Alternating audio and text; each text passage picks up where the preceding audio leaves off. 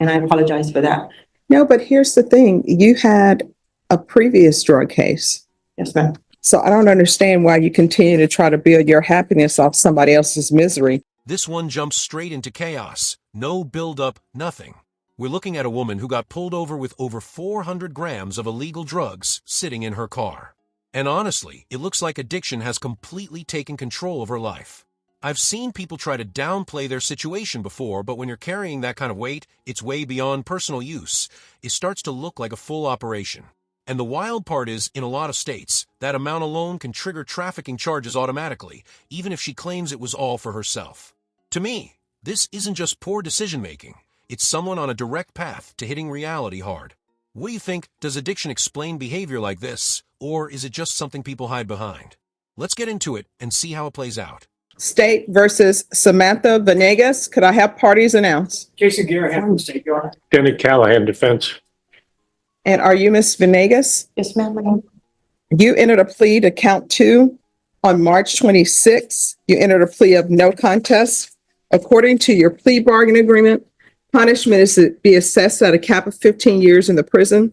There's a $2,000 fine. State opposes your application for community supervision and deferred adjudication. They're taking in consideration 2024 CR 008054.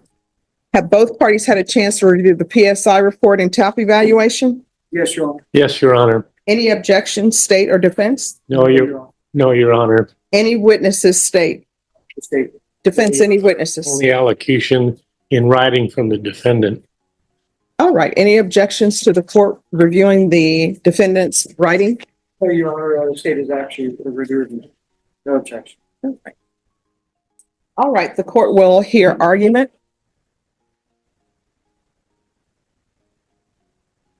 Well, before I hear argument, there are some things that defense maybe you can address with the court.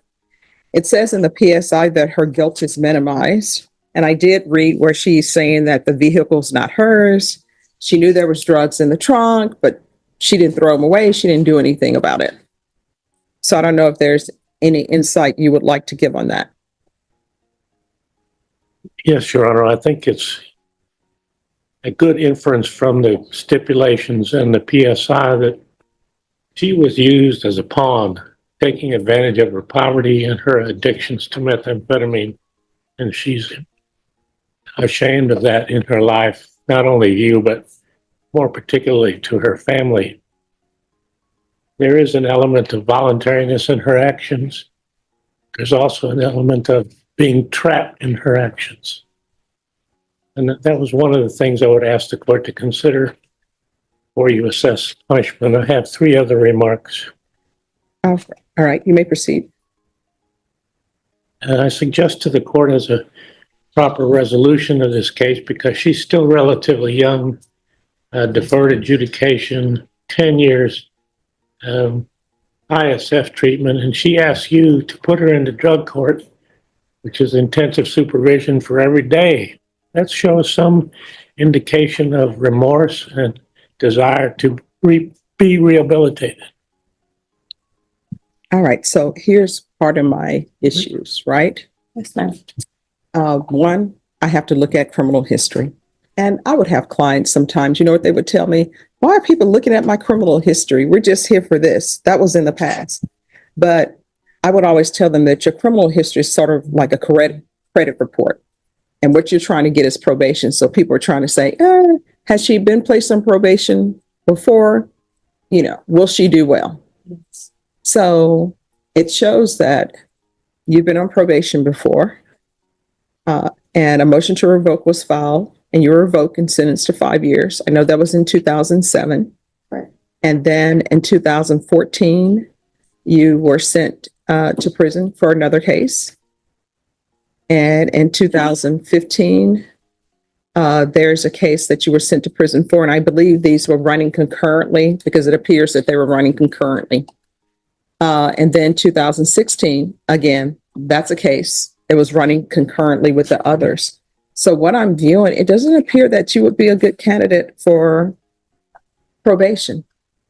May I say something? Sure. You want to raise your right hand though, because the state may have some questions if you want to say something. All right. Do you solemnly swear or affirm the testimony you give will be the truth and nothing but the truth, so help you God? I do. All right, you can lower your hand, state your name for the record. My name is Samantha Benavides. I know, okay, I did, in 2010, I went to prison. I was gonna get reinstated on probation, but I took it up with my grandfather, and my grandfather wanted me to go do the time instead of being reinstated on my probation, because he was scared that I was gonna get messed up again and go do a large number of time, and he was gonna pass away. And while I how was old were gone. you when that happened? I was 29, 30. And so that's why I chose that. I chose that because my grandpa asked me to do that, and he ended up passing away 6 months before my release. But that is why I was going to get reinstated.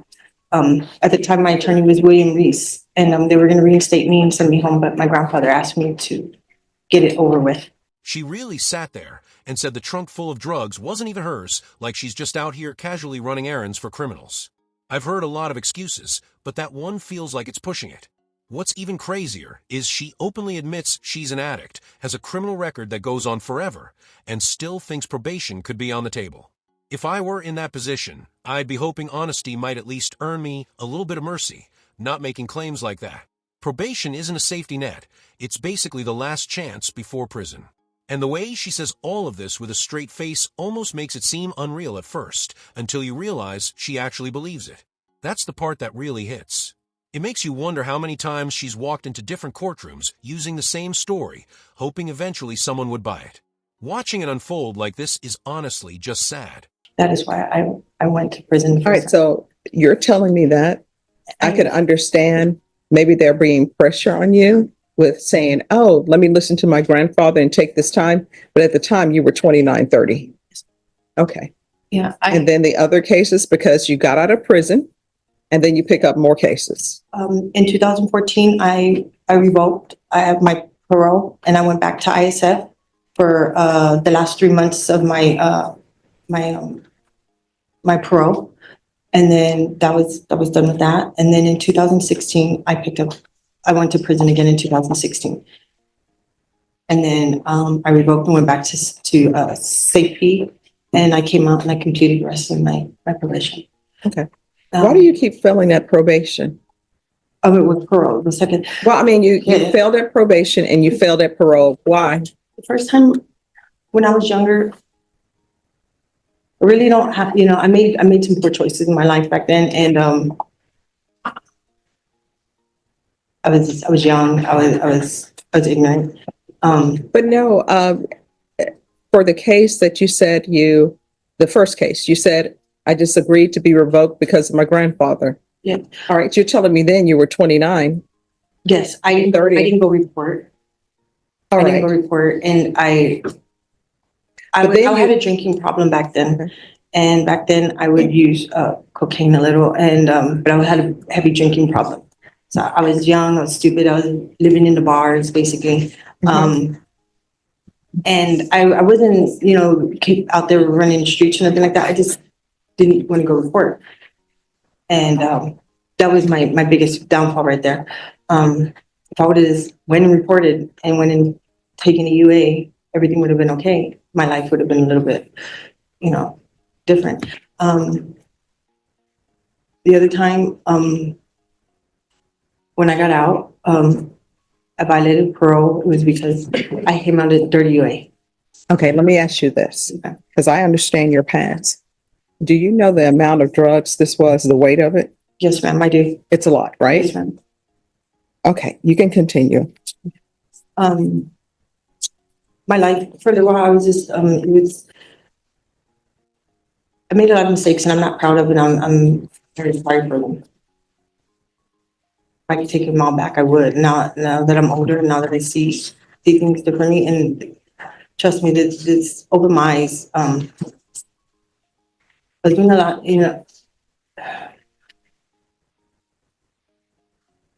I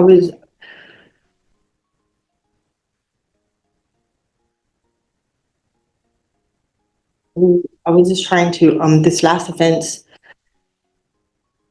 was I was trying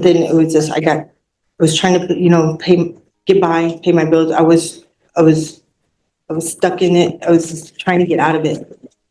And I see now that what it cost me, what it could cost me.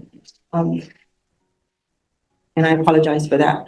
No, but here's the thing. You had a previous drug case. Yes, ma'am. So I don't understand why you continue to try to build your happiness off somebody else's misery. So that's basically what you're doing. You're taking a shortcut and you're building your happiness off somebody else's misery. Addiction and can't stop. And there you are for money. Correct. You're right. All right. State, do you have any questions? Just facts of this case. Okay. Ms. Venegas, on this case, you stated that the drugs weren't yours or the drugs were somebody else's. It wasn't mine. It was in the vehicle. All right. Could you speak up, please? It wasn't mine. It was in the vehicle. But I was aware that it was in it. And I should have gotten rid of it. So you're When I- aware when I that don't you had hear a it. key in your pocket that matched the lock to the box that the drugs were in, correct? Yes. Correct. Okay, no further questions, Your Honor. Nothing further. I have one other point, Your Honor. Yes. She has family support and was unable to get finalized letters into your hand indicating that support. That's all, Your Honor. All right. Ms. Venegas, Yes, ma'am. the amount of drugs in this case Yes, ma'am. is, let me see, over 400 grams. Yes, ma'am. And from what I read in the police report, and this whole thing about the being in your boyfriend's car and you don't know, you were in your boyfriend's car and you should have got rid of them, but you didn't. It doesn't ring true based upon what I read in the police report, because according to the police report, you're known as a, that's what it says in the police report. And that's what was stipulated to. I don't think you're a good candidate for probation. The court is going to find you guilty. The court will sentence you to 15 years in the prison. There's a $2,000 fine. Time and money will run concurrently. The court will take in consideration 2024 CR 008054. I'll suggest the therapeutic community. Did you review the document entitled Trial Court Certification of Defendant's Rights to Appeal with your attorney? Did you understand it? Yes, ma'am. And did you sign it? Yes, ma'am. All right, because this is a plea bargain agreement, because I followed your plea bargain agreement, because you waive your right to appeal, you do not have the court's permission to appeal. Excuse me. Thank you. Because this is a felony conviction, you're not allowed to own or possess any weapons or ammunition. If you have a question over what a weapon or ammunition is, you'll need to speak to an attorney. Do you understand? What's hard to believe here is that her attorney is standing there trying to present her as the victim, even after she's already served 2 separate prison sentences. At some point, it stops being bad luck and starts looking like a pattern. It's hard to believe she's serious about changing, because if she was, we probably wouldn't even be here watching this hearing. And relying on the whole, I was young and made mistakes, argument only goes so far, especially when you've been going in and out of the system for years. That doesn't really hold up anymore. Here's something people don't always think about. A 15-year plea deal usually means the original charges carried even more time. Plea deals aren't handed out of sympathy, they're negotiated outcomes. Cases like this make people question whether rehabilitation is even working, because sometimes it feels like the system keeps giving chances to someone who isn't interested in changing. At some point, you have to ask how many opportunities are enough. Let me know what you think. Thanks for watching. I appreciate you guys.